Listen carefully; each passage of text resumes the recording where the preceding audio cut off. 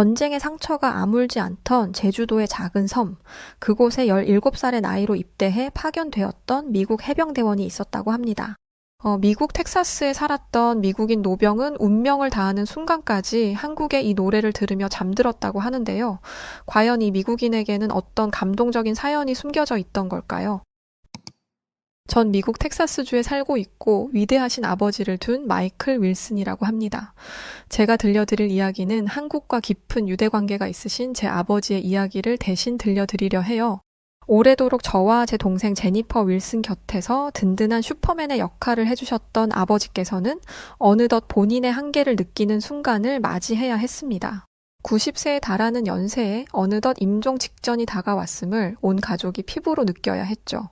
그럼에도 불구하고 저희들은 아버지의 마지막 순간을 함께 살던 이 집에서 함께 하고 싶었지만 저희 아버지의 뜻은 달랐습니다. 나 로버트 윌슨은 너희들의 아버지로 살며 나약해 죽어가는 모습을 이 집에서 보여주고 싶지는 않구나. 내가 떠난 후에도 너희들이 살아갈 이 집에서 아버지인 내 마지막 기억이 쇠약한 모습인 게 난 싫으니 마음 편히 지낼 수 있도록 날 요양원에 보내다오. 엄연히 자식들이 있고 가족들이 있는데 굳이 요양원에 가겠다는 아버지의 뜻을 이해할 수 없었지만 또 한편으로는 그만큼 저희에게 마지막까지도 훌륭하신 모습만 보이고 싶으셨겠죠. 아버지의 뜻을 받아들여 저희들은 텍사스주 한 요양원에 아버지를 모시기로 했습니다. 정해진 면회 시간이 있어 원할 때마다 볼 수는 없었으나 최대한 자주 아버지를 뵈러 갔고 시간을 보내려 했어요. 그리고 결국 그날이 오고야 말았습니다. 아버지의 임종 직전, 가족들은 눈물바다가 되었고 어느 정도 예상을 하고 있었음에도 불구하고 영원한 안녕을 해야 한다는 슬픔은 너무도 컸죠. 숨이 넘어갈 듯 힘조차 없는 아버지는 힘겹게 말씀을 하셨습니다. 섬마을 선생님 노래를 틀어다오. 내가 눈을 감아도 계속 틀어놔주겠니? 아버지는 늘 한국 민요를 들으셨고 한국을 다녀온 후 섬마을 선생님을 하루에도 수십 번씩 들으셨던 분이셨죠.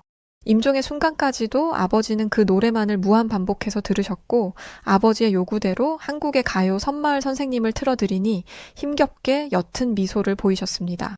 이내 아버지는 한참 동안 저희들을 번갈아 쳐다보셨고 정말 갈 준비를 하시는 듯 보였어요. 그리고 힘겹게 말씀하셨죠. 선생님, 기다릴게요. 제 아버지는 임종 직전까지 섬마을 선생님을 들으시고 선생님 기다릴게요 라는 말을 남기시고 그렇게 가셨습니다.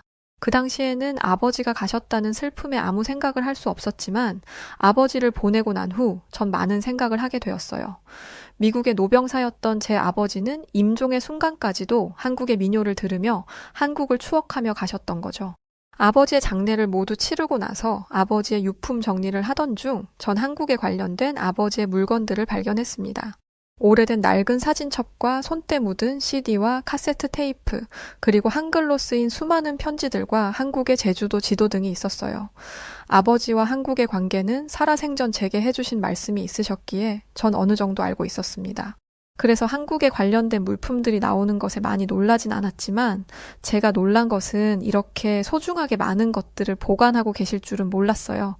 제 아버지는 살아생전 제게 늘 그러셨습니다. 마이클, 혹시 내가 죽는다면 한국에 가서 꼭 이 노래를 틀어다오.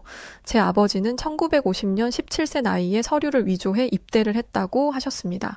할머니, 할아버지를 속이고 어린 마음의 친구들과 함께 몰래 지원을 해버린 철없는 어린 해병대원의 이야기였죠.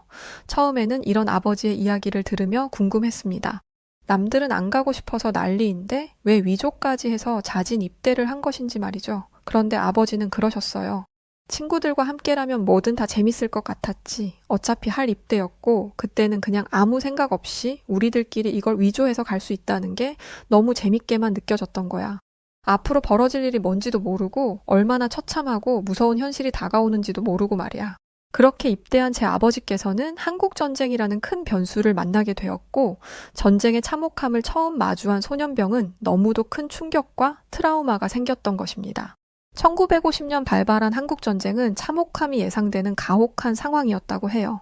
특히나 갓 입대한 17, 18세의 소년병들에게 이 전쟁은 어떠한 기술도 부릴 수 없는 것이 현실이었습니다. 군사훈련조차 제대로 받은 적이 없었고 독창적인 군사기술도 없었기에 처참한 전쟁의 현실을 대비할 수 없었다고 해요. 그 결과는 결국 충격적인 현실을 안겨줄 수밖에 없었죠. 미국에서 훈련도 제대로 받지 못하고 한국 땅을 밟은 소년병들은 처음으로 폐허가 되고 있는 모습과 피난민들의 모습을 보게 됩니다. 처참한 현실에 더불어 무너진 건물, 길가에 널린 시신들, 오갈 곳 없는 아이들의 불안정한 모습이 보였죠. 무엇보다 전투에 투입된 군인들은 겁이 나는 이 상황과 직면해야 했고 적군과의 교전은 예고 없이 시작되었죠. 포탄이 쓰러진 곳을 지나쳐 전우들은 앞을 향해 가며 소중한 전우를 한순간에 잃는 충격적인 상황을 직면하며 견뎌내야 했습니다. 제 아버지는 이렇게 말씀하셨어요. 전쟁이라는 것은 영웅적인 전투가 절대 아니고 정말 처참한 현실만이 매 순간 기다리고 있었단다. 너무도 참혹한 현실이었고 이런 모든 걸 뼈저리게 느끼는 것조차 찰나의 순간이라는 것이 두려웠었다. 감히 공포스럽다는 감정조차 느낄 새 없고 숨소리조차 함부로 낼 수 없는 전쟁은 두 번 다시 있어서는 안 된다고 생각해. 제 아버지는 전쟁에 대해 정말 끔찍했던 기억이라고 말씀하셨습니다. 1951년경 제 아버지 로버트 윌슨은 한국의 제주도 인근 작은 섬으로 파견되어 현지 의료 지원 임무를 맡게 되셨어요. 제주도는 앞에 본 처참했던 모습과는 다르게 비교적 상황이 나쁘지 않았고 아버지는 한시름 돌릴 수 있었다고 하셨죠. 바로 그곳에서 박영호라는 당시 통역병과 어색한 첫 만남을 하셨던 순간까지도 생생하다고 말씀하셨습니다. 안녕하세요. 저는 통역병 박영호라고 합니다. 저희를 위해 먼 곳까지 와주셔서 감사합니다. 중요한 역할을 수행해 주시는데 제가 언어 소통을 하는 데 있어 한계가 없도록 최선을 다해 곁에서 돕도록 하겠습니다.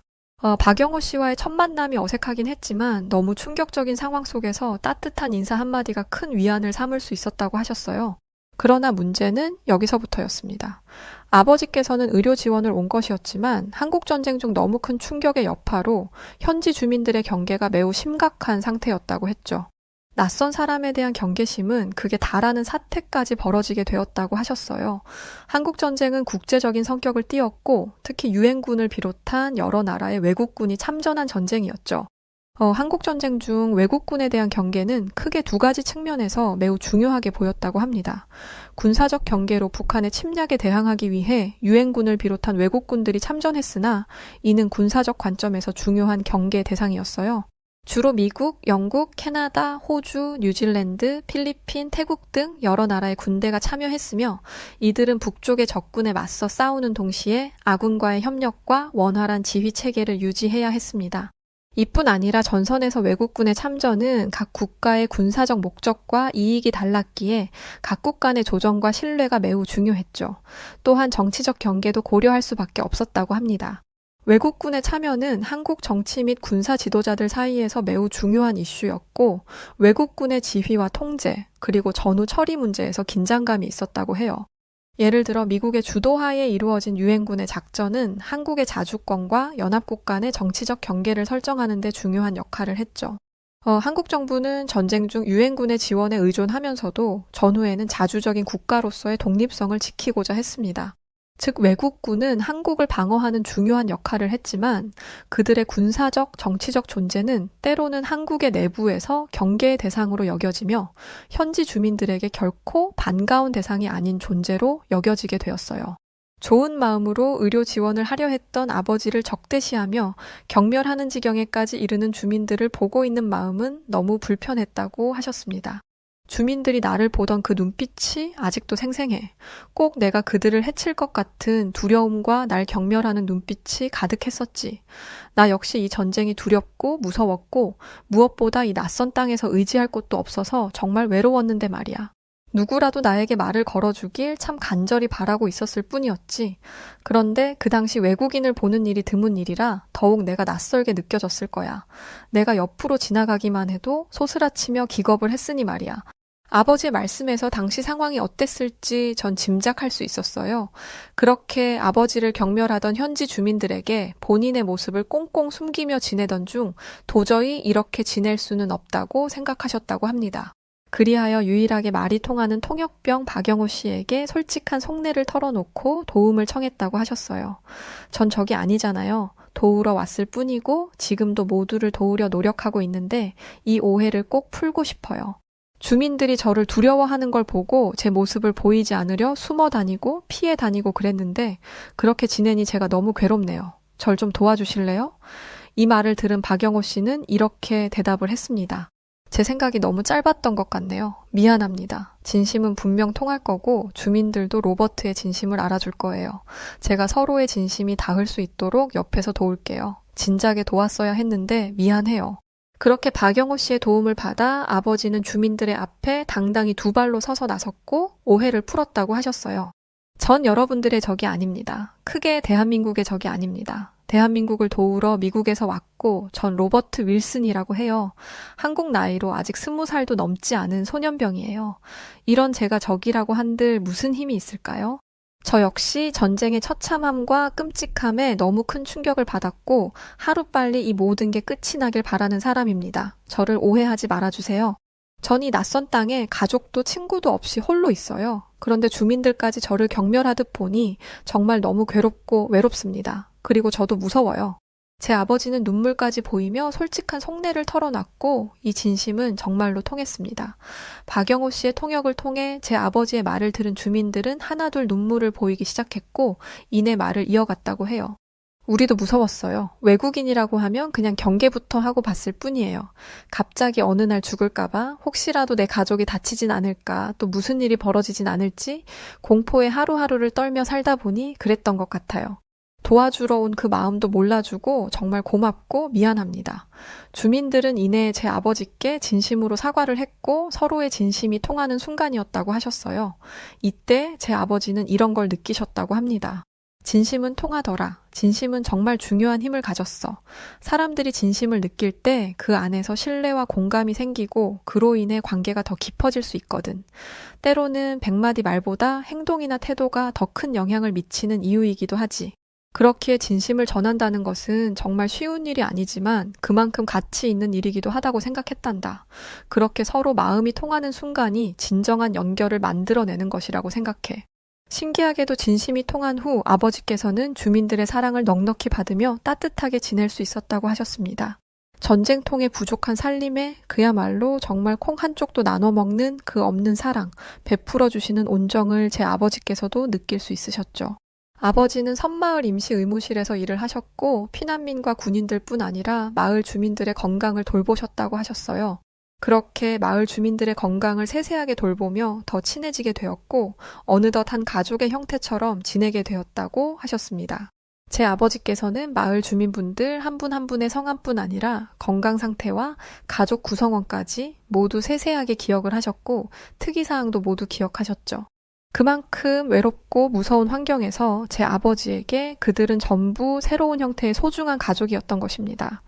그런 아버지의 진심을 알았던 주민들 역시 아버지에게 최대한의 도움과 온정을 베풀며 서로 그런 관계로 지낼 수 있었던 것이죠. 그러던 어느 날이었습니다. 섬마을의 작은 학교의 선생님이던 윤미선 씨와 제 아버지는 그야말로 운명적인 만남을 하셨죠. 아픈 학생을 데리고 아버지가 계신 의무실로 급하게 찾아온 선생님은 다급하게 말씀을 하셨다고 해요. 배가 자꾸 아프다고 하는데 아무래도 상태가 심각한 것 같아서 좀 봐주시겠어요? 그런데 문제는 통역병 박영호 씨의 부재로 서로 대화를 할 수가 없었습니다. 그러나 신기하게도 말은 통하지 않았지만 아버지와 윤미선 선생님은 아이를 향한 긴박하고 진실된 마음이 통했던 것이죠. 서로의 소통을 어느 정도 이해하고 눈치껏 치료를 하기 시작했습니다. 신기하게도 언어 소통은 하나도 없이 정말 바디랭귀지 하나만으로 아이의 치료는 이어졌다고 하셨어요. 긴박한 순간이 끝이 나고 아이는 언제 아팠냐는 듯 진정이 되었고 그제야 한시름 놓을 수 있었다고 하셨습니다. 그리고 윤미선 선생님은 제 아버지께 제안을 하나 하셨다고 했죠. 이곳에 계시면서 한국어를 배워보시면 어떨까요? 기본적인 걸 알아두시면 너무 좋을 것 같아서요. 제가 한국어는 기초부터 알려드릴 수 있을 것 같거든요. 통역병 박영호 씨가 없으면 서로 대화하는 것조차 참 어려운 이 두 사람이었기에 아버지의 언어적 소통의 한계를 느꼈고 윤미선 선생님의 제안을 흔쾌히 수락했다고 하셨습니다. 그때부터 아버지는 여유 시간마다 한국어 공부를 하셨다고 했죠. 윤미선 선생님은 숙제를 늘 내주셨고 아버지는 한 번도 게으름을 피우지 않고 늘 숙제를 열심히 또 성실히 해내셨다고 합니다. 그러던 중 어느 날은 시간적 여유가 있어 윤미선 선생님이 학생들에게 가르치는 한국 전통 민요를 살짝 엿듣게 되었다고 하셨어요.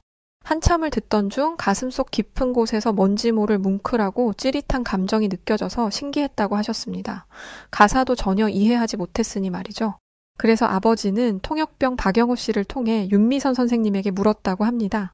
제가 듣고 있는 이 노래는 무슨 의미를 담고 있나요? 신기하게도 제대로 알아듣지 못하는데 가슴이 찌릿하게 저려오는 이상한 감정이 느껴지네요. 그러자 윤미선 선생님은 이렇게 대답을 하셨다고 해요. 많은 민요를 들어서 정확히 어떤 민요를 말씀하시는지 모르겠지만 한국 민요가 슬픈 감정을 대변하는 경우가 많아요. 힘든 시대 사람들이 겪었던 어려움과 고난이 음악에 그대로 녹아 있기 때문이죠. 전통적인 삶의 고난이나 전쟁과 이별의 경험, 혹은 민속적인 정서나 상실과 그리움의 감정 등을 민요에 담다 보니 그 슬픔은 단순히 부정적인 감정보다 더 깊은 애절함이 녹아 있어요. 윤미선 선생님의 답을 듣고 아버지는 한국 민요에 처음으로 관심이 생겼다고 하셨죠. 그래서 더 열심히 한국어 공부를 하셨다고 합니다. 가사를 제대로 이해하며 부르고 싶은 마음이 커졌으니 말이죠. 그때 윤미선 선생님은 아버지께 반대로 또 다른 제안을 하셨어요. 혹시 로버트가 아이들에게 학교에서 기초적인 영어와 위생교육을 도와줄 수 있을까요? 윤미선 선생님이 직접 가르치고 있는 학교의 아이들에게 아버지는 영어와 위생교육까지 함께 해주게 되셨다고 했습니다. 그렇게 두 사람은 점점 서로 함께하는 시간이 많아지며 특별한 감정까지 느끼게 되었다고 하셨어요. 또 전쟁의 상처로 인해 고아인 아이들에게 마음을 쏟는 것도 두 사람이 함께 했다고 했습니다. 함께 재건을 돕고 아이들이 살아갈 수 있도록 최대한의 환경을 조성해주며 말이죠. 또 배움의 기회를 놓치지 않도록 기회를 쥐어주며 그 아이들이 삶의 희망을 놓지 않도록 최선을 다했다고 하셨어요. 그렇게 제 아버지와 윤미선 선생님은 전쟁으로 인한 수많은 후유증을 극복하기 위해 다방면에서 노력을 하셨습니다. 더 신기한 것은 이들은 한국인과 미국인으로 문화적 차이까지 뛰어넘어 서로를 이해하고 함께하는 것이 대단하게 느껴졌어요. 아버지와 윤미선 선생님이 힘을 합쳐 함께하는 날들이 점점 많아지던 그 어느 날, 윤미선 선생님은 섬마을에 대한 꿈과 비전을 아버지께 털어놨다고 하셨습니다.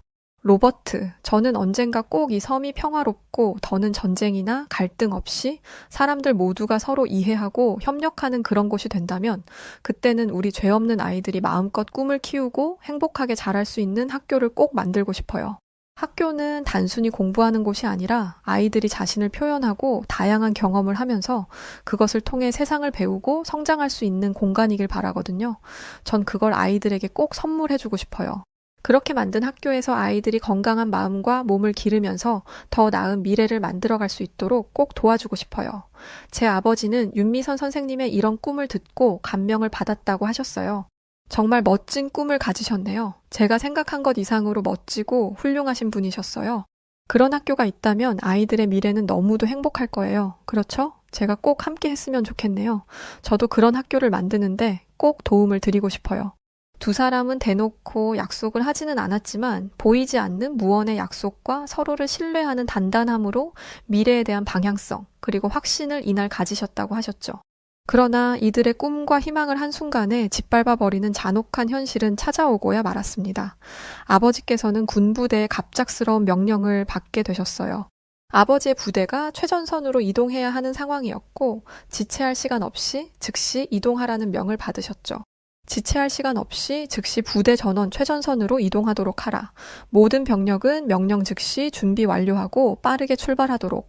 이곳에서 더는 지체할 수 없으니 신속하게 움직이도록. 갑작스러운 부대 이동 명령에 윤미선 선생님과 또 주민들과의 작별 인사를 할 시간조차 주어지지 않았다고 하셨습니다. 너무 큰 슬픔이 잔인하게 또 야속하게 찾아왔다고 표현하셨죠. 이동 준비를 하면서도 어떻게든 시간을 내서 이별 전날 윤미선 선생님께 작은 편지 하나를 남길 수 있었다고 합니다. 눈보라가 휘날리는 바람찬 흥남부두에 목을 놓아 불러봤다 차자를 봤다 금순아 일가 친척 없는 몸이 너마저 나를 버리면 어느 겨울 오나가서 몸을 쉬나 금순아 미선씨 저는 유독 가슴속에 가사가 오래 남던 굿세어라 금수나 노래도 섬마을 선생님인 미선씨도 못 잊어요. 갑작스럽게 부대 이동으로 인사조차 못하고 떠나 미안합니다. 그치만 돌아올게요. 약속합니다. 아버지는 이 편지를 끝으로 부대 이동을 하셨고 최전선으로 향하셨다고 했어요. 그러나 그곳은 이전에 있던 섬마을과는 전혀 다른 충격적인 상황이었죠. 최전선으로 이동한다고 하여 어느 정도 마음의 결심을 하긴 했으나 치열한 전투 속에서 공포에 질려야만 했습니다. 생사가 오고 가는 이 상황에 아버지께서는 이런 생각을 하셨다고 했습니다. 이렇게 살아 내가 뭘 할 수 있을까? 이렇게 하루 이틀 버틴다고 의미가 있나? 그냥 가는 게 맞을지도.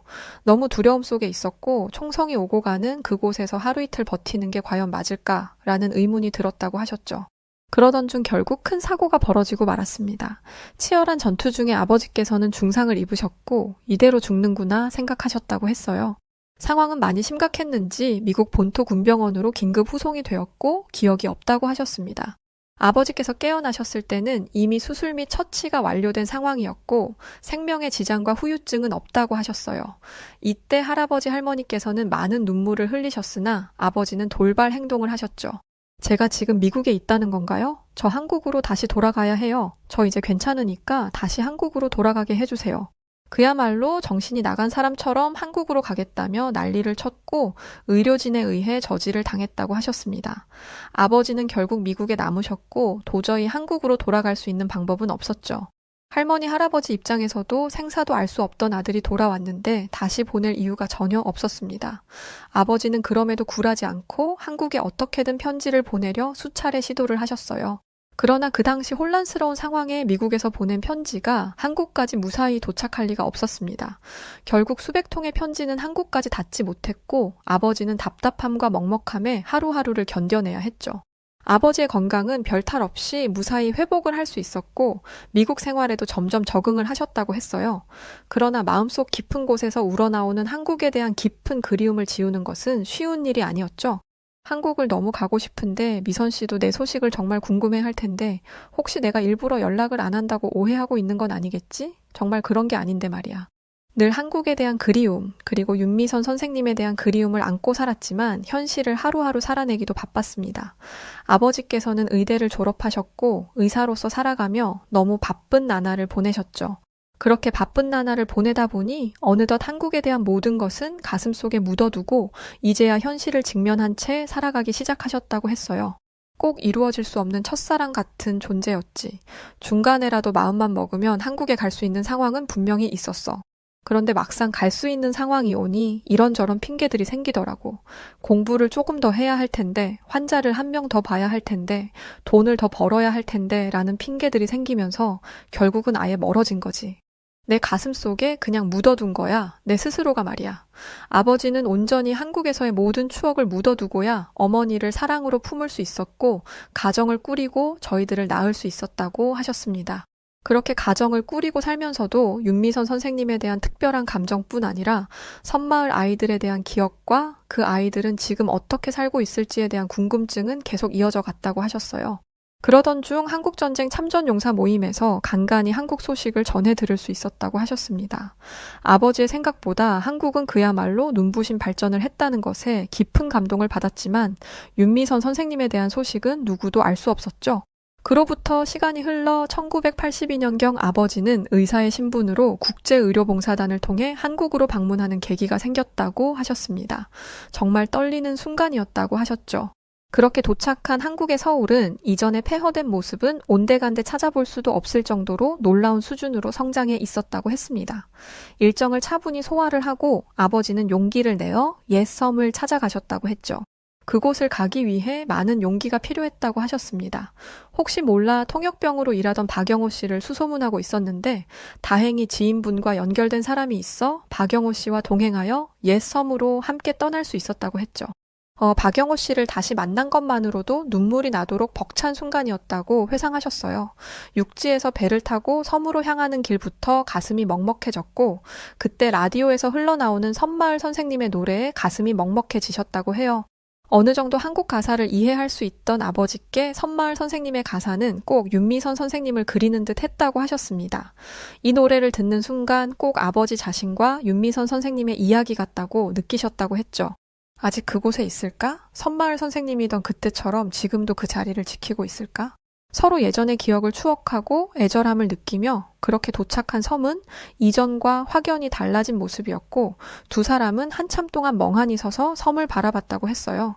현대식으로 지어진 건물들의 모습, 그리고 북적이는 사람들까지 정말 많은 변화들이 보였죠. 그리고 아버지께서 가장 궁금해하셨던 학교로 곧장 찾아갔고 그 학교에 들어서면서 너무 충격적인 사실을 마주하게 되었습니다. 그 학교의 교장 사진에는 윤미선 선생님의 얼굴이 떡하니 붙어 있었죠. 30년이 지났지만 여전히 그 자리를 지키고 있던 윤미선 선생님이었고 드디어 극적인 재회를 하게 되었습니다. 윤미선 선생님은 아버지를 보자마자 웃으며 말을 했다고 했어요. 저는 로버트 당신이 꼭 돌아올 거라고 믿고 있었어요. 약속처럼 30년이 넘도록 전 이 자리를 지키고 있었어요. 우리는 서로의 약속을 정말로 지킨 거예요. 그렇죠? 말로 다 할 수 없는 감정을 느끼며 서로 부둥켜 안고 한참을 울었다고 하셨습니다. 재회 후 며칠간 함께 시간을 보내며 학교의 아이들과 만나고 마을 사람들과도 어울리며 시간을 보내셨다고 했어요. 또 아버지께서 그리움에 사무쳐 있던 지난 30년간의 세월의 기록을 윤미선 선생님은 모두 보여주셨다고 합니다. 그때 우리들이 지켜낸 아이들은 모두 이렇게 성장을 했고 아직도 가끔씩 찾아오고 전화 안부도 물으며 지내고 있어요. 이제 그 아이들도 각자 가정을 꾸리고 아이도 낳고 그렇게 잘 살고 있어요. 세월이 참 많이 흘렀죠? 학교도 정말 많은 발전을 했죠. 그때만 해도 다 무너져가는 학교였지만 지금은 이 섬에 있는 모든 아이들이 다니는 학교이니 말이에요. 아버지는 너무 깊은 감동을 받았다고 해요. 제가 갑작스럽게 연락 두절이었고 그렇게 30년이 흘렀는데 약속했던 그 정신을 기억하며 홀로 학교를 이렇게까지 발전시키다니 정말 대단하네요. 정말 많이 사무쳤습니다. 아버지와 윤미선 선생님은 30년 만에 재회를 한 후 단 며칠 만에 30년 세월을 속사포처럼 읊었지만 그들에게 단 며칠의 시간은 너무도 짧았어요. 이제는 나이든 두 사람 사이에 다시금 피어나는 특별하고도 위험한 감정이 분명 있었다고 하셨습니다. 그러나 아버지께서는 미국에 가족이 있었고 윤미선 선생님 역시 그 섬을 지켜야 하는 현실과 그곳에 가족이 있다는 사실 역시 같았다고 하셨어요. 이 둘은 결코 이루어질 수 없는 운명을 받아들이는 가슴 아픈 결단을 울고 웃으며 내렸다고 했습니다. 30년 전에는 갑작스럽게 이별을 했지만 이번에는 정말로 서로 안녕을 했다고 하셨어요. 떠나기 전날 윤미선 선생님은 학교 아이들과 함께 아버지께서 좋아하시는 섬마을 선생님 노래를 불러주며 그러셨죠. 이 노래는 이제 당신의 이야기예요. 섬마을에 희망을 준 선생님, 각자의 자리에서 잘 살아가요 우리. 제대로 작별의 인사를 해주러 날 찾아와줘서 너무 고마워요. 내 친구 로버트. 이 노래를 들으며 나랑 같은 생각을 하고 있었군요. 나 역시 30년간 내 약속을 기억해주고 기다려줘서 고마워요. 그리고 약속 하나 하죠. 매년 이 섬의 아이들을 위해 꼭 내가 기부를 할게요. 내 마음이니 아이들을 위해 써주길 바래요. 그리고 이제 언제든 연락할 수 있으니 우리 진짜 이별은 아니에요. 그렇죠? 그렇게 두 사람은 30년 만에 서로의 약속을 지키고 정말로 안녕을 했다고 하셨어요. 전 아버지께 이 모든 얘기를 들어서 알고 있었고 현재로 돌아와 유품 정리를 하며 그 아름다웠던 아버지의 청춘이 떠오르더군요. 아버지는 정말로 40년간 섬마을 학교에 익명으로 기부를 해오셨고 매년 섬마을 선생님의 노래 발매일마다 CD를 구입해 컬렉션을 한 이유도 알겠더군요. 저와 동생은 혹시나 싶어 한국에 계신 통역병 박영호 씨에게 연락을 해보니 아직 윤미선 선생님이 살아계신다고 들었습니다. 고민 끝에 정말 아버지의 소망이자 품었던 가슴의 한을 마지막으로 풀어드리기 위해 큰 결심을 했어요. 아버지의 유골을 가지고 한국으로 향했고 제주도의 섬을 찾아 아버지의 유골을 뿌리는 의식을 했습니다. 이걸 알고 계셨던 윤미선 선생님께서는 감사하게도 학교 강당에서 옛 제자분들과 함께 섬마을 선생님을 부르며 제 아버지의 마지막 길을 추모해 주셨죠. 이어 이런 말씀을 하셨습니다. 국적과 언어가 달라도 진정한 사랑과 헌신만 있다면 어떠한 변화든 기대할 수 있어요. 한 외국인인 로버트 윌슨의 헌신으로 우리 섬은 변했고 그의 사랑으로 우리 노래가 더 빛이 났다는 것을 우리는 꼭 기억해야 합니다. 아버지의 마지막을 빛나게 해주신 윤미선 선생님께 너무 감사했어요. 또 자식인 저희들을 보고 너무 반겨주심에도 아버지께서 재차 강조하셨던 한국인들의 온정이 바로 이런 따뜻함이구나 짧게나마 느낄 수 있었습니다. 어머니 역시 모든 상황을 아시며 귀여운 질투를 하시긴 하지만 훌륭하고 깔끔하신 제 아버지를 누구보다 신뢰하고 존중하시기에 마지막 순간의 이 결정도 어머니는 존중해 주셨습니다. 전 이 모든 과정을 통해 인간의 진실과 사랑, 그리고 국적에 대한 편견에 대해 다시금 깊게 생각하는 계기가 되었어요. 이후 한국의 민요를 듣고 있는데 감동이 절절하게 묻어나오는 한국 노래의 힘에 감탄하며 하루를 마무리하는 게 요즘의 제 일상이랍니다. 네, 오늘 이야기는 여기까지입니다. 섬마을 선생님이라는 노래 저희 부모님도 많이 즐겨 들으셨어요. 저도 좋아하는 노래예요. 감동적이고 따뜻한 사연에 기분 좋네요. 자, 그럼 오늘 이야기도 어떻게 들으셨나요? 지금 밖에 바람이 엄청 많이 불어요. 이럴 때 감기에 더 잘 걸리니 늘 건강 조심하세요. 저는 더 좋은 이야기로 다시 오겠습니다. 그럼 지금까지 사연을 전해드린 여우튜브 송은지였습니다. 구독과 좋아요는 은지에게 아주 큰 힘이 된답니다. 영상 시청해주신 모든 분들 고맙습니다. 늘 감사드려요. 그리고 사랑합니다. 항상 건강하세요. 당신만의 유튜브가 될래요. 당신만의 사연을 들려드릴게요. 언제나 유튜브와 함께해요. 다양한 해외 사연들을 들려드리는 여우.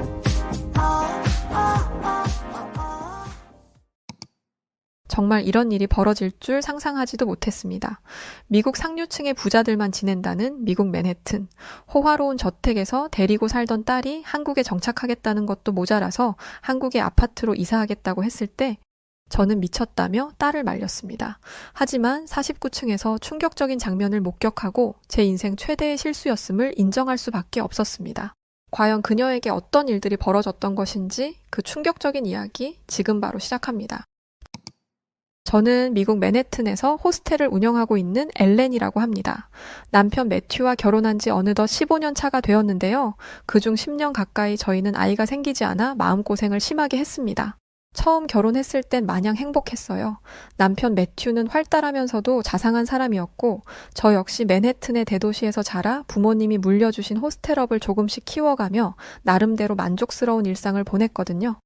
손님들을 공항까지 픽업하고 밤늦은 시각에도 체크인을 받아주며 낮에는 방 청소나 식사 준비를 맡는 식으로 24시간 분주하게 지냈습니다. 당시만 해도 곧 아이가 찾아오겠지 하고 별 걱정을 안 했는데 1년, 2년, 3년 시간이 지나도 임신 소식이 전혀 들려오지 않자 불안해지기 시작했어요. 남편도 저도 해외 여행객들을 상대로 여러 이야기를 듣고 배우면서 언젠가 우리도 아이와 함께 이곳저곳 여행하며 추억을 쌓자 하는 꿈을 키웠지만 현실은 쉽지 않았습니다. 병원을 찾고 상담을 해도 특별한 문제가 없다는 말뿐이었고 급기야는 시험관 시술도 몇 차례 받았지만 번번이 실패로 돌아갔죠. 하루 종일 호스텔 카운터에 앉아 있다가 문득문득 찾아오는 공허함과 눈물이 얼마나 힘들었는지 모릅니다. 정말 평생 아이 없이 살아야 하는 걸까 하는 절망감에 시달려 우울해하던 시기도 있었습니다. 남편 매튜는 너를 만난 것만으로도 나는 충분히 행복하다고 했지만 마음속 한편에는 조금만 더 일찍 결혼했으면 됐을 텐데 하는 아쉬움이 사라지지 않았습니다. 그러던 어느 해 제가 37살이 되던 해였습니다. 하루는 새벽부터 속이 울렁거리고 어지럼증이 심해지길래 새벽 귀국 손님 맞이를 남편에게 맡긴 채 집에서 쉬고 있었어요. 그런데 몇 시간이 지나도록 증상이 나아지지 않고 헛구역질만 쏟아져 나왔습니다. 남편이 너무 걱정한 나머지 급히 응급실로 데려갔는데 거기서 의사에게 뜻밖의 소식을 듣게 되었습니다. 임신 같습니다. 처음에는 혹시 의사의 농담인가 싶어 순간 아무 말도 못했죠. 그토록 바라던 아이가 저희에게 찾아왔다는 사실을 믿을 수 없었거든요. 남편도 기쁨을 감추지 못하고 응급실 복도 한쪽에서 눈물이 그렁그렁 맺힌 채로 저를 꼭 안아주었습니다. 그날의 감동을 저는 지금도 선명히 기억합니다. 뒤늦게 찾아온 아이이기에 저와 남편은 매 순간이 신비롭고 소중했습니다. 손님들이 오가는 호스텔에서 근무를 하다가도 혹시 배가 조금이라도 뭉치는 건 아닐까? 하고 유난을 떨 정도였지요. 입덧이 심해진 뒤에는 밤낮이 뒤바뀐 생활이 더욱 힘들었지만 배 안에 새로운 생명이 자라고 있다는 사실 하나로 모든 걸 이겨낼 수 있었습니다. 남편도 호스텔 업무를 대신 맡고 저는 몸조리를 하는 편이었지요. 이 시기가 제 인생에서 가장 행복했던 때 중 하나였습니다. 그렇게 7개월을 무사히 보내던 어느 날 갑작스러운 사고가 일어났습니다. 호스텔 카운터에서 평소처럼 손님을 응대하고 있었는데 갑자기 핑하고 머리가 어지럽고 식은땀이 나기 시작했습니다. 겨우 자리에 앉으려는데 뭔가 다리 사이로 물이 흘러내리는 듯한 느낌이 전해졌죠. 순간 불길한 생각이 들어 아래를 보니 양수가 터진 것이었어요. 아직 정상 분만까지는 2개월이나 남아 있었기에 당황스러웠고 출혈까지 보이니 공포감이 엄습했습니다. 급하게 남편과 병원으로 달려갔지만 의사는 분만을 더 미룰 수 없다면서 응급 분만을 권유했어요. 아이가 너무 일찍 태어나는 탓에 건강이 보장되지 않는다는 이야기까지 덧붙이니 저는 눈앞이 캄캄해졌습니다. 결국 조산으로 잡고 여린 아이가 태어났고 의사들이 곧장 인큐베이터로 데려가 버렸죠. 저는 누워서 아이 울음소리를 잠시 들었을 뿐 품에 안아볼 겨를도 없이 떼어 놓아야 했죠. 모자 상봉을 제대로 하지 못하니 온갖 걱정이 밀려왔습니다. 혹시 아이가 숨을 잘 쉬고 있을까? 문제가 생기지는 않을까? 불안에 떨며 간호사에게 수시로 문의하기도 했어요. 다행히 아기는 씩씩하게 버텨주었습니다. 의사들은 아직 주수가 많이 모자랐지만 아이가 잘 이겨내고 있다고 하더군요. 저희 부부는 간절한 마음으로 기도했습니다. 몇 주 동안이나 인큐베이터 안에서 치료받고 있던 아기가 무사히 퇴원하게 되었을 때 그때의 감동과 안도감은 잊히지 않습니다. 저는 신의 힘이라는 뜻을 담아 우리 딸을 샬럿이라고 지었고 그 작은 몸을 안을 때마다 매번 기적 같다고 생각했죠. 샬럿을 키우는 일은 결코 만만치 않았어요. 또래 아이들보다 체중이 적고 면역력이 낮아 잔병치레가 잦았거든요. 하지만 샬럿이 웃어주거나 아장아장 걸어 다니는 모습만 봐도 며칠 밤새워 뒤치다꺼리를 해도 하나도 힘들지 않았습니다. 우리 부부가 잃어버린 시간만큼 마음껏 사랑을 주자 샬럿도 점점 밝고 건강한 아이로 자라주더군요. 게다가 저희 호스텔에 오는 손님들이 샬럿을 많이 예뻐해 주어서 맨해튼 근교에서 가장 사랑받는 아기가 아니었나 싶습니다. 시간은 훌쩍 흘러 샬럿이 청소년기를 지나 어느덧 성인이 되었어요. 여전히 외동딸이었기에 우리 부부가 갖는 기대가 남달랐다고 말씀드려야 할 것 같아요. 사실 저는 샬럿이 미국 안에서 안정된 직장을 잡고 가까운 곳에 살면서 가끔 와인 파티도 함께하고 손주도 보여주며 살았으면 하고 바랐습니다. 10년 넘게 애타게 기다린 끝에 얻은 아이다 보니 어쩌면 부모가 조금 더 간섭을 해왔는지도 모르겠습니다. 그러던 어느 날 샬럿이 남자친구가 생겼다고 말하며 깜짝 놀랄 만한 소식을 털어놓았어요. 바로 이 남자와 결혼까지 생각하고 있다는 것이었죠. 저는 드디어 우리 딸에게도 인연이 찾아왔구나 하고 기뻤지만 동시에 과연 어떤 사람인지 빨리 보고 싶다는 궁금증이 강하게 일어났습니다. 남편도 마찬가지였고요. 마침 제 생일이 얼마 남지 않았던 참이라 샬럿은 생일날을 기념해 그 남자친구를 집에 초대하겠다고 했고 남편과 저는 이 소식을 듣고 한껏 들떴습니다. 손님 맞이도 워낙 많이 해봤지만 이번에는 사위가 될 수도 있는 사람이라는 생각에 집 안 구석구석을 깨끗이 정리하고 만찬 메뉴도 좀 더 신경 쓰고 싶어졌죠. 고급 와인을 장만하고 세탁소에 드라이를 맡겨서 멋진 옷까지 준비해 두었답니다. 사실 이때까지만 해도 앞으로 저와 제 남편에게 벌어질 충격적인 일을 정말 상상도 해보지 못했습니다. 당시에 얼마나 충격을 먹었던지 TV에서 갑자기 쓰러지는 사람들을 보고 저럴 수 있나 했던 것이 나에게 있을 수 있겠다 싶었죠. 드디어 약속한 당일 초저녁 무렵 벨이 울렸습니다. 생각보다 일찍 왔나 싶어 문을 열어봤는데 웬 낯선 동양인 젊은 남성이 서 있더군요. 저는 순간 너무 놀라서 누구시죠? 라고 묻지도 못하고 그대로 얼어붙었습니다. 그때 남편이 마침 세탁소에서 돌아왔고 문 앞에서 함께 서 있던 상황이라 남편이 이 상황을 보고 재빨리 인사를 건넸어요. 그 남성은 저희에게 말했죠. 저 안녕하세요. 초대해 주셔서 감사합니다. 샬럿 남자친구 정민혁이라고 합니다. 알고 보니 그는 정민혁 씨라는 한국인이었습니다. 샬럿이 조금 늦게 도착했는데 민혁 씨가 먼저 집을 찾아온 거였죠. 솔직히 이 상황이 믿기지가 않았어요. 말도 안 되는 일이었죠. 곧이어 얼마 뒤 샬럿이 들어왔고 저희에게 샬럿은 그 한국인 남자를 소개해 주었습니다. 엄마 아빠 민혁 씨가 제가 소개해드린다고 했던 제 남자친구예요. 컬럼비아 대학에서 공학 연구기관을 졸업했고 얼마 뒤에 다시 한국으로 돌아갈 거예요. 그 얘기를 처음 듣고 다행이라고 생각했어요. 뭐 잠시 스쳐 지나가는 연인이라면 동양인이라도 괜찮겠지 생각했거든요. 어차피 민혁이는 한국으로 돌아갈 테고 몸이 떨어져 있다 보면 결국 만남도 흐지부지 되게 되니 말이죠. 그런데 말이죠. 제가 저희 딸을 아주 잘못 보고 있었어요. 곧이어 딸의 입에서 나온 말에 저뿐만 아니라 남편까지 기절초풍하는 줄 알았습니다. 저희 남편이 장거리 연애가 되겠구나 라고 말했는데 샬럿은 아주 단호하게 이렇게 말했습니다. 장거리 연애라니 아빠, 나 여기서 민혁 씨랑 결혼하고 민혁 씨 따라서 한국으로 건너가 살 거야. 딸은 정말 황당한 말을 했습니다. 처음엔 무슨 말인지 알아듣지 못했고 곧바로 이해하자마자 큰 충격에 휩싸였습니다.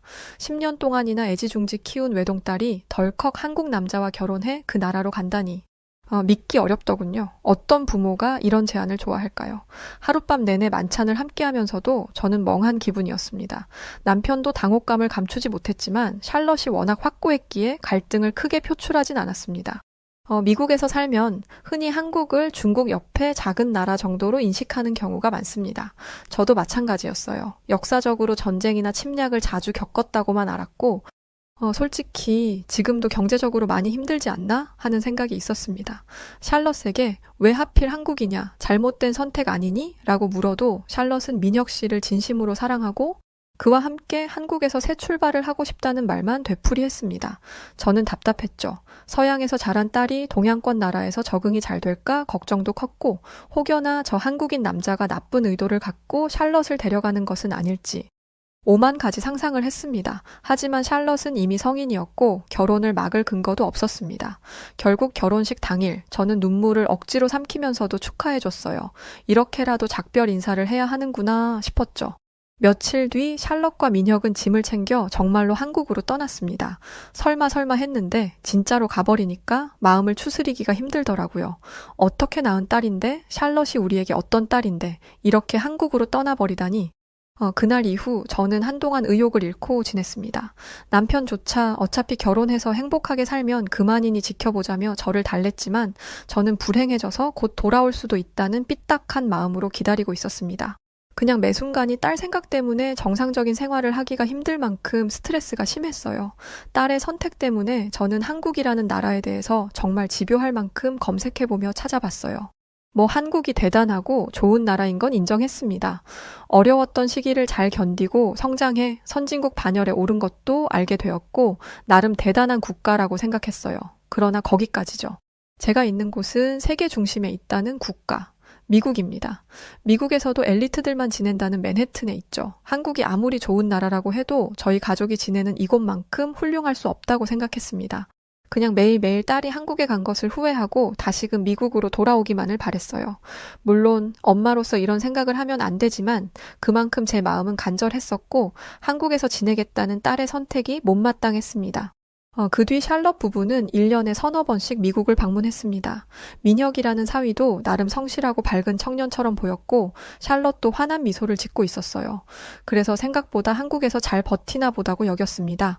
그런데 한국으로 떠난 지 5년이 되던 무렵 정말 충격적인 소식을 전해 듣게 되었어요. 샬럿이 아파트로 이사한다고 전화를 해왔습니다. 미국에서도 아파트라는 주거 형태가 있지만 대체로 서민층이 형편이 안 되어 사는 곳이라는 인식이 강합니다. 돈이 많으면 단독주택을, 더 부유한 사람들은 넓은 저택이나 별장을 소유하는 경우가 흔하니까요. 그런데 하루 벌어 하루 사는 빈곤한 사람들이 지낸다는 그 아파트에 이사를 가겠다고 소식을 전해 들었으니 제가 안 놀랄 수가 있겠나요? 가뜩이나 한국에서 지내는 것도 마음에 썩 내키지 않았는데 사는 곳마저 아파트라니 정말 너무 화가 났고 감정을 어떻게 추슬러야 할지 도저히 모르겠더라고요. 남편도 저와 생각이 크게 다르지는 않았어요. 감정을 최대한 드러내지 않고 침착해보려고 노력하는 모습이 보이긴 했지만 남편의 눈빛에도 좌절감이 묻어 있었죠. 그래서 저는 그냥 이대로 있어서는 안 되겠다는 생각이 강하게 들었어요. 내 눈으로 똑똑히 봐야겠다는 생각이 든 거죠. 결국 폭발하듯 결심했고 당장 한국으로 가서 내 딸을 고생만 시키는 민혁이에게서 떼어내어 우리 딸 샬럿을 데려와야겠다고 생각했어요. 이렇게 고생만 시킬 수는 없다고 말이죠. 딸이 사는 주소를 받아들고 저는 곧장 비행기 표를 예매했습니다. 남편도 직접 보고 와야 마음이 편해질 테니 그렇게 하는 게 좋겠다며 배웅해 주었죠. 미국에서 한국까지의 비행은 여러 시간을 거쳐야 했기에 몸이 피곤했지만 딸을 구출하려는 마음으로 내내 긴장한 상태였습니다. 한국이라는 낯선 나라에서 우리 딸이 잘 사는 게 맞을까? 혹여 극심한 가난 속에서 허덕이고 있는 건 아닐까? 같은 생각이 꼬리를 물었죠. 그런데 인천공항에 발을 딛는 순간부터 제 예상과는 다른 풍경이 눈앞에 펼쳐졌습니다. 사실 미국에서 한국을 찾아볼 때 인천공항의 모습을 인터넷 사진으로 본 적이 있어요. 참, 잘 만들었네 라는 생각을 당시 하긴 했었는데 사진으로 보는 것과 실제로 보는 것에는 아주 큰 차이가 있더라고요. 한국의 인천공항은 매우 현대적이고 넓었으며 사람들이 바삐 움직이는데도 체계가 잡혀 있다는 인상을 받았습니다. 제가 지냈던 미국의 공항보다 더 좋아 보인다는 생각이 들었으니 확실히 당시 공항에서부터 제가 크게 놀랐었습니다.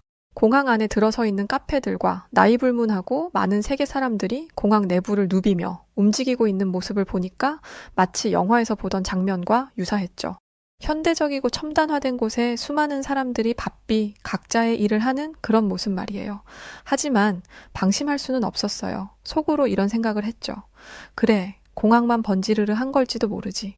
어차피 공항은 세계 각국의 사람들이 모여드는 곳이니 한국에서 나름 신경을 꽤나 쓴 거라고 생각해. 바로 시내로 나가면 전혀 다른 풍경이 나타날 거야. 저는 공항에서 나와 곧바로 택시를 잡아야 했습니다. 사실 딸 모르게 온터였기에 조금 고생하긴 했어요. 대화가 원만하게 될 리도 없었고 고작 주소 하나 들고 딸이 있는 곳까지 혼자서 찾아가야 했으니 막막하기도 했었죠. 그런데 의외로 한국의 교통은 처음 이용하는 외국인들이 접하기에 아주 시스템이 잘 잡혀 있었습니다. 사람들도 매우 친절했죠. 가장 놀란 것이 바로 언어인데 생각했던 것 이상으로 한국인들은 영어를 유창하게 구사한다는 걸 그때 알았어요. 물론 영어가 미숙했던 사람들도 있긴 했습니다.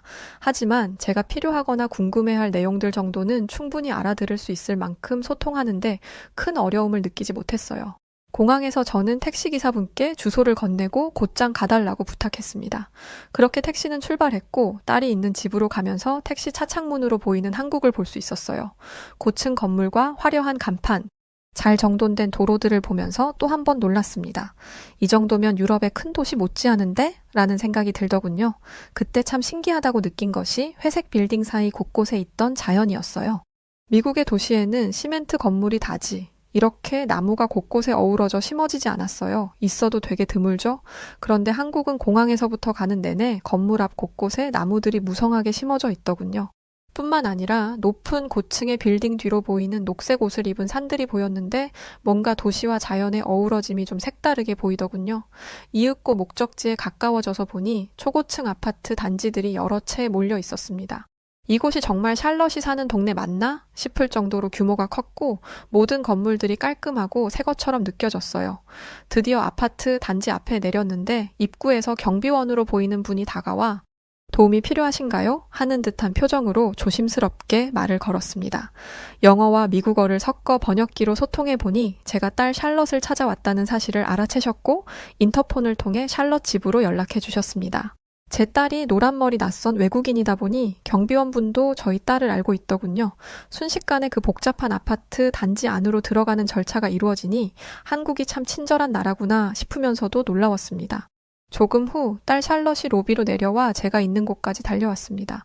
생생한 모습으로 환히 웃으며 엄마 여기까지 어떻게 온 거야 말도 없이 오느라 정말 고생 많았어요 라고 말하며 저를 끌어안았고 그런 딸을 보는 순간 지난 5년간 걱정해온 마음이 한꺼번에 터져나와 눈물을 흘렸습니다.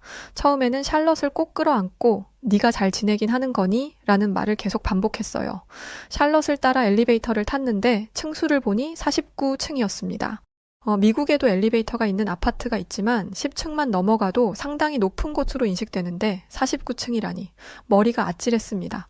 막상 올라가니 더욱 놀라운 게 집 안은 마치 호텔처럼 세련된 인테리어의 깨끗한 대리석 바닥, 거기에 널찍한 거실 창문을 통해 내려다 보이는 도시 전경은 숨이 막힐 정도로 멋졌습니다. 제가 창문 가까이로 가니 정말 멀리 한강이라는 강과 도시 불빛이 한눈에 들어와서 순간 이게 꿈인가 생시인가 하는 생각이 들더군요. 밤이 되자 조명이 하나둘 켜지며 야경이 펼쳐지는데 너무 멋지더군요. 사실 미국에도 맨해튼의 고층 빌딩에서 내려다보면 멋지거든요. 바둑판처럼 정렬된 격자형 도로와 빼곡하게 늘어선 마천루, 그리고 수직 수평으로 뻗은 큰 도로와 그 사이를 가득 메운 건물들이 만들어내는 도시 협곡과 같은 풍경이 대표적이죠.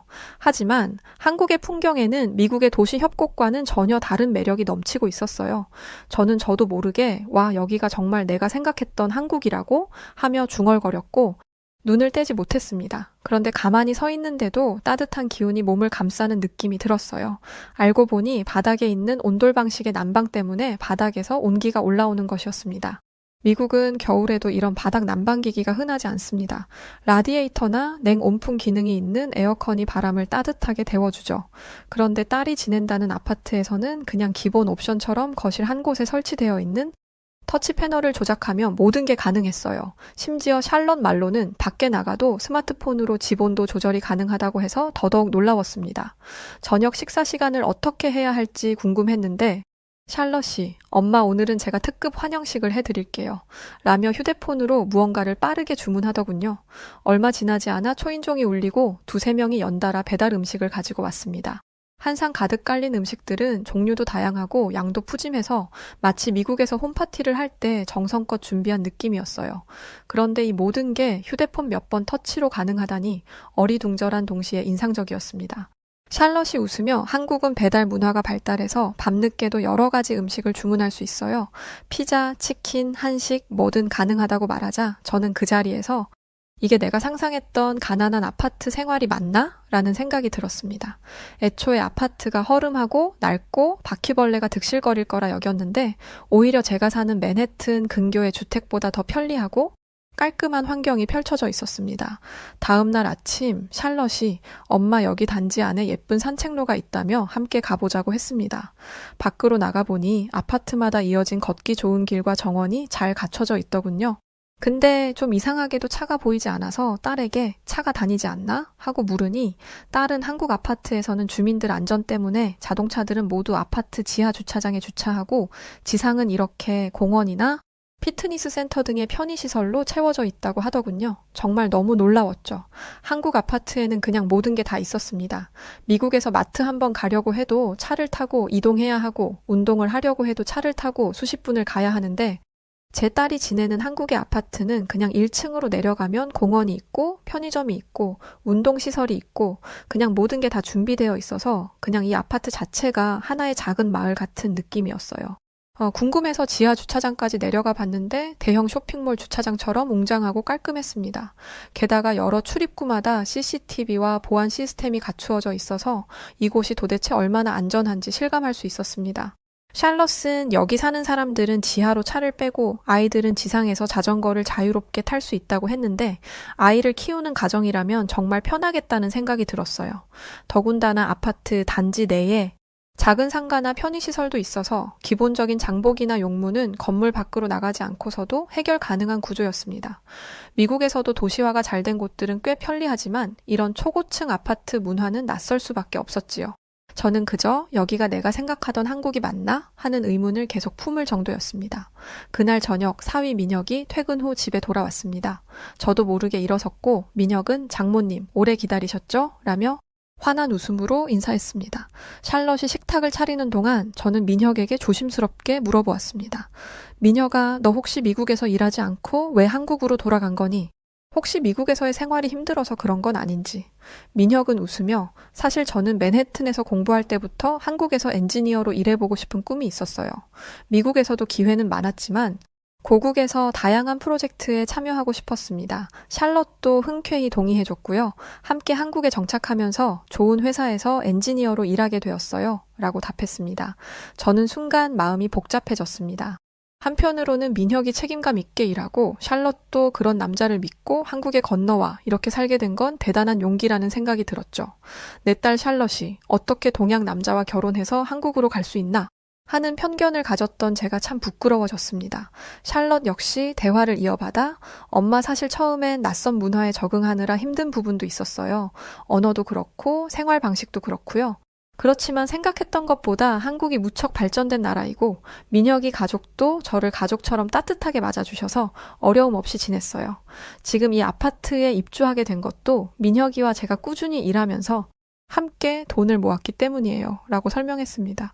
샬럿이 스스로 여기를 선택한 거구나. 삶이 어려워서가 아니라 자신의 의지로 삶을 개척해 왔구나 하는 사실을 깨닫게 되니 더 이상 뭐라 할 말이 없었습니다.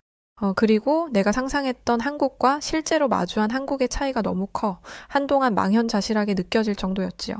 며칠간 딸 부부의 생활을 지켜보니 아침 일찍 민혁이 출근하고 샬럿은 집안 정리와 취미 활동을 하다 종종 동네 친구들과 카페에서 만나기도 하고 저녁엔 민혁과 저녁 식사 후 둘이 드라이브를 가기도 하더군요. 가끔은 샬럿 혼자도 자유롭게 전철이나 버스를 타고 시내를 돌아다니며 한국 문화를 더 체험하려고 애쓰는 듯 했습니다. 저는 그 모습이 무척 기특했고 한편으로는 내가 이 행복을 괜히 반대하려 했구나 하고 후회가 되었습니다. 사위 민혁에게 이젠 네가 내 딸을 정말 아껴주고 있음을 믿는다고 말하자 민혁은 눈을 반짝이며 장모님, 샬럿과 저는 서로를 인생 동반자로 여기고 있어요. 저도 샬럿을 평생 아껴줄 테니 너무 걱정하지 않으셔도 돼요. 라고 대답했습니다. 그 말을 듣고 저는 마음이 너무 편해졌어요. 더 이상 샬럿을 미국으로 데려가야 한다는 생각조차 들지 않았죠. 오히려 여기에 이렇게 좋은 생활 환경이 있는데 굳이 미국으로 다시 가서 고생시킬 필요가 있을까? 이런 생각이 들 정도였습니다. 떠날 날이 가까워지자 샬럿이 이젠 엄마도 한국을 자주 오시면 되잖아요. 제발 다음엔 더 오래 머물다 가세요. 저희가 안내해 드릴게요. 라며 웃었습니다. 저도 그래. 앞으로는 너희가 미국으로만 오는 게 아니라 나도 종종 한국에 와서 함께 시간을 보내자는 말을 덧붙였어요. 서로 전화나 영상 통화로만 소식을 나누는 걸 넘어 이렇게 직접 만나서 한국의 새로운 문화를 체험하고 공유하는 게 더 나을 것 같았거든요.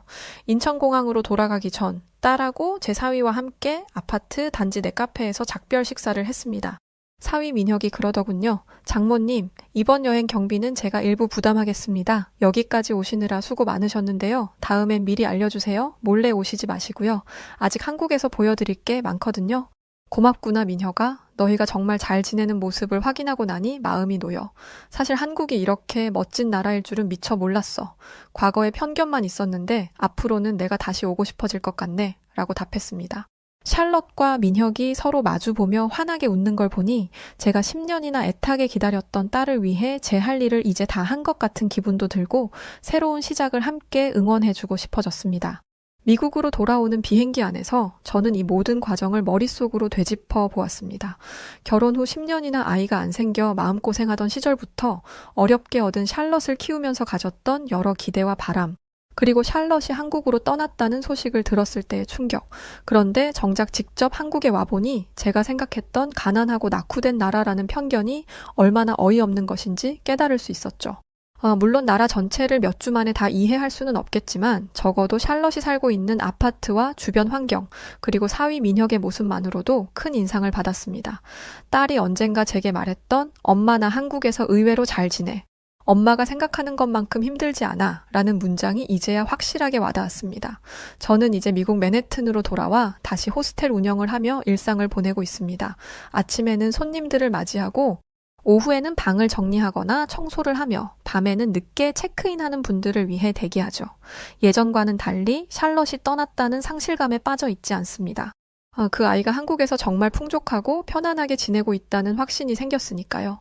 사위 민혁도 메신저나 화상통화로 자주 안부를 전해주고 장인어른과 장모님 건강은 괜찮으신지 묻습니다. 한국에서는 가족 간 의리를 중요시한다는 얘기를 들었는데 그의 배려심을 통해 그 말이 사실임을 느낍니다. 앞으로는 제가 1년에 한두 번쯤 한국에 갈 생각입니다. 여름이나 가을 같은 시기에 찾아가 샬럿과 민혁이 사는 동네도 더 돌아보고 한국 음식도 직접 체험해볼 작정이에요. 딸 부부가 수시로 미국에 오는 것보다 저도 가서 그 나라를 느끼며 더 많은 추억을 쌓고 싶습니다. 네, 오늘 이야기 여기까지입니다. 한국에 대해서 잘 모르고 10년이나 기다려 겨우 만난 딸이 해외로 나간다고 한다고 하면 저도 속상했을 것 같아요. 아무튼 한국에서 행복한 결혼 생활 되셨으면 좋겠네요. 자, 그럼 오늘 이야기 어떻게 들으셨나요? 사연이 좋으셨다면 구독과 좋아요 부탁드립니다. 그럼 지금까지 사연을 전해드린 여우튜브 송은지였고요. 저는 더 좋은 영상으로 다시 찾아뵙겠습니다. 영상 시청해주신 모든 분들 고맙습니다. 그리고 늘 관심 주셔서 감사드려요. 항상 사랑하고 언제나 건강하세요. 당신만의 여